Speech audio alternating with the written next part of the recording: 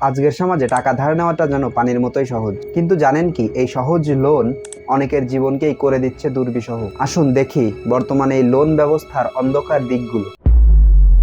Bank, NGO, mobile app, চারদিকেই লোনের হাতছানি, কিন্তু চুক্তিপত্রের ছোট ছোট অক্ষরে লেখা থাকে বড় ধরনের ফাঁদ, সুদের হার, জরিমানা, লুকানো চার্জ। প্রথমে হয়তো 20,000 টাকা লোন নিলেন, কিন্তু কয়েক মাসের মধ্যেই সুদ এবং আসল মিলিয়ে আপনাকে পরিশোধ করতে হচ্ছে 30,000 টাকা।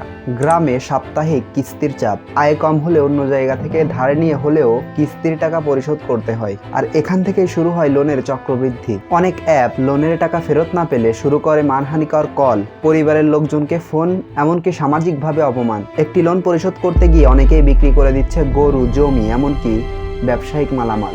দাম্পত্য জীবন ভেঙে যাচ্ছে, মানসিক চাপ বাড়ছে। তাহলে এর সমাধান কি?